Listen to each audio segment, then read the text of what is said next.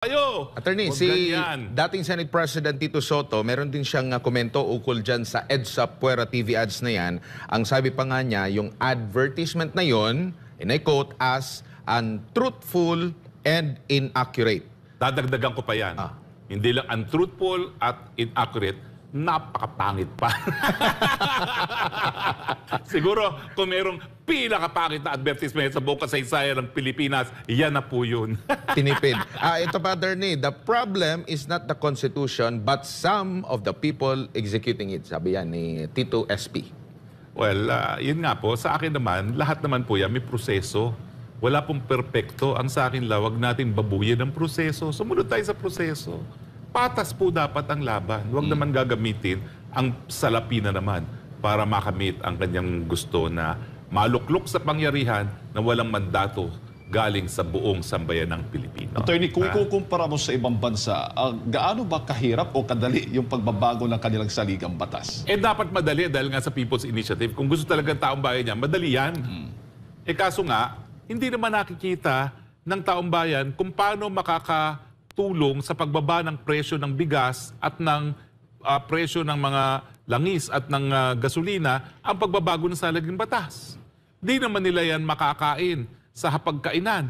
So bakit nila gagawin yan? Hindi nila nakikita kung paano ang pag-amenda ng Constitution maging dahilan para maging mas murang ngayon ang bigas. No? Ngayon ata ay nasa 52 pesos na ngayon ang well-milled. No? At mas mataas ang talagang yung mas mataas na angkop ng bigas. No? Ay paano naman yan makakatulong sa pagbaba ng presyo ng bigas? O sabi nila, kapag pinayagan ng pag-aari ng lupa, mas uudlad ang ating ekonomiya. Bakit? Isa nga sa pinakamaunlad na ekonomiya natin.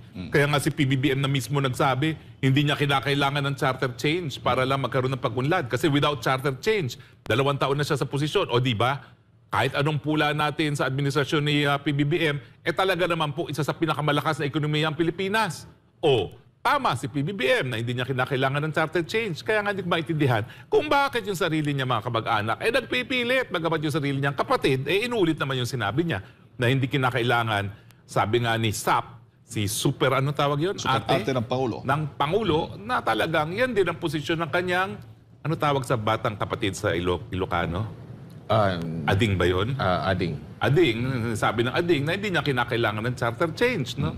And attorney, bago lang tayo mag-break, meron din pahayag itong si dating Senador Ping Lacson ukol nga dito sa Kuno, People's Initiative. Ang sabi niya dito, nakikita na flash sa screen natin, People's Initiative, as the term implies, is the most democratic mode to amend Constitution of the Republic of the Philippines. It is paradoxically undemocratic to resort to bribing the people to take that initiative, attorney. Oo nga. So, people huwag kayo magpapauto.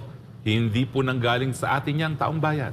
Galing po yan doon sa mga gahaman sa kapangyarihan na nais makarating sa pinakamataas na pwesto sa ating bayan na hindi binibigyan ng mandato galing sa buong sambayan ng Pilipinas. At dugtong ko lang, kamakailan lang din ay inihayag din ni Congressman, 3rd District Congressman Isidro Ungab, dating din itong chairman ng accounts, tama ba? Appropriations pala, sa panahon ni Pangulong Rodrigo Duterte. Ang nabanggit niya, meron na rin sa kanyang lugar, 3rd District. Nung una, si Congressman Polong nagsabi sa 1st District, meron na daw nag-iikot at nanunuhol ng 100 pesos nga. Dito naman sa kanyang distrito sa 3rd District sa Davao City, meron na daw ding nag-iikot at sinasabi na ang nakarating sa kanya, ito ay mga organized na mga leader at organizer mula sa PBA party list ni Congresswoman Migs Nograles. At muli niyang iginiit, hindi for sale ang mga Dabawenyo. Well, ang sasabihin ko lang po kay Congressman Ungab at kay Congressman Pulong, hindi rin po for sale ang Pilipino full stop. Hindi lang po mga taga-Davao at papatunayan po yan ng sambayan ng Pilipino. Ang video na ito ay napaka-iskandaloso. Napakasakit. Napakasakit. Grabe yung trato sa mahihirap. Yes. Mga mahihirap po ito. Sino muna yon, Eric? Sino yon? Hindi nagpakilala to, ma'am. Pero anong NGO yan? Ang pakilala NGO dito, ma'am, ba? ay Quezon City Urban Poor Coordinating Council. Is that, I'm just curious, is that CPP? No, NGO affiliated or accredited sa Quezon City Hall. Okay. So, i-check natin sila kung itong video na ito ay galing sa pagpupulong na ito. Tatlong bagay nakita namin ni Ma'am Lorraine, ni Brother Franco at sa Laban Kasamang Bayan. Number one, sinabi niya, di ba tinutulungan tayo ni Congressman ng TUPAD at AX? Excuse me Binibigyan kayo. Binibigyan kayo. Ang TUPAD at AX po ay executive program for assistance to indigents, mga mahihirap. At hindi po yan kay Congressman na programa. Programa yan ng gobyerno na sinimulan pa sa panahon pa ni Rodrigo Duterte. Ang AX before pa nga kay Digong nandyan na yan Alam niya ni Ma'am Lorraine kasi nag-DSWD Undersecretary siya doon. Hindi totoo po na ito ay mga programa ng kongresista. Isinasakay at sinasakyan ito ng mga congressman. Yeah. Mali po ang sinasabi na ang AX at TUPAD ay magiging permanenteng batas sa pagbabago ng konstitusyon. Isang malaking panloloko at kasinungalingan yan. Kaya we're calling on the Department of Labor Secretary, Secretary Ben Laguesma, at kay Secretary Rex Gatchalian ng DSWD, please, mga cabinet secretary sa DSWD at DOLE, magpaliwanag po kayo dito. Are you involved? Are you in consent? Are you cavorting? Are you also in operations with this kind of anomalous, spurious, and questionable and dubious, nakakaduda, na mga maniobra gamit po ang entry point ng AX at TUPAD? Ito po yung mga programa para sa mga mahirap, subalit ginagamit na tungtungan para sa panluloko, kasinungalingan at mga manipulasyon sa charter change na alam natin na ay pakana ng mga politiko sa Kongreso. Sinabi na ng nagsasalita kanina. Pangalawa na nakita namin dito, malinaw po na ito ay isang nationwide grand scale. Kasi similarly, ganito din ang sinasabi sa Albay, sa Sorsogon, sa Iloilo, at pati na rin po sa Davao. At ang sinasabi nila, kailangan na nating pigilan ang mga nagsasawata sa ating development, which is one dyan ay ang konstitusyon. At kailangan tumulong tayo sa pamahalaan para mabago na ang ating saligang batas. Pero hindi nila yung sinasabi kung ano ang totoong layunin nito. Ano ang sakop na mga pagbabago. Basta AX at TUPAD dahil may pera na involved. Sa AX po ma'am, between 2,000 to 3,000 hanggang 5,000. Sa TUPAD, between 5,000. So napakalaki po na tulong ito sana sa mamamayan, lalo na sa mga mahihirap at naghihikaw sa buhay na kababayan natin. Ang pangatlo po na sinasabi dito, sino ang pumupundo sa pag-ikot ng mga formas? Sino nagbibigay ng allowance? Sino nagbabayad ng ads sa telebisyon? At sino po itong si Attorney Anthony Abad? Ito ba ay totoong abogado? Who is he? Yun ang nakalagay Siya doon.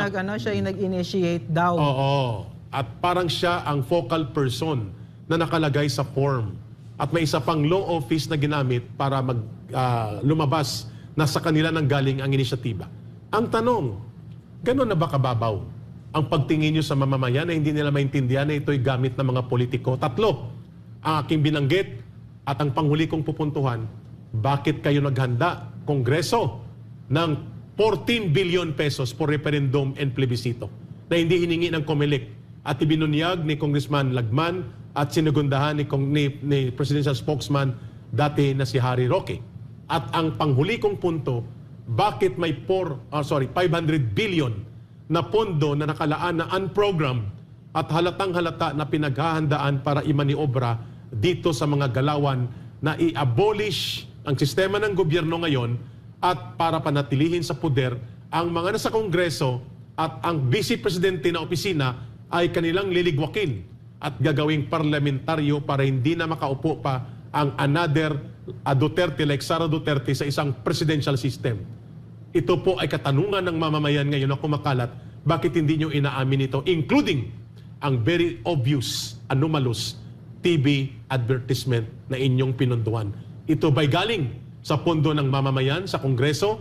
Saan ito galing? Ma'am Lorraine, your take on this. Ang kasaysayan ng Pilipinas ay isang kasaysayan ng trahedya sa kung paano ang trato ng mga traditional politicians or trapo sa ating mga kababayan, lalong-lalo na doon sa pinakawalang-wala sa buhay. Tama. Nakita ninyo kung paano ginawa. Tumayo doon at sinabi si congressman na binibigyan kayo ng pera, TUPAD.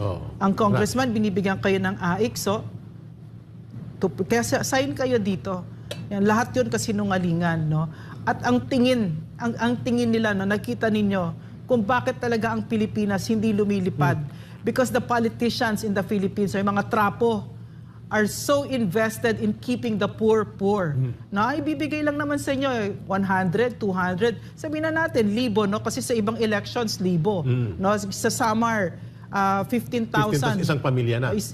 Per family member pa nga, no? Per family member, no? So, gusto ko lang makita ninyo kung bakit tayo hindi lumilipad at bakit yung mahihirap ay laging nandyan, no?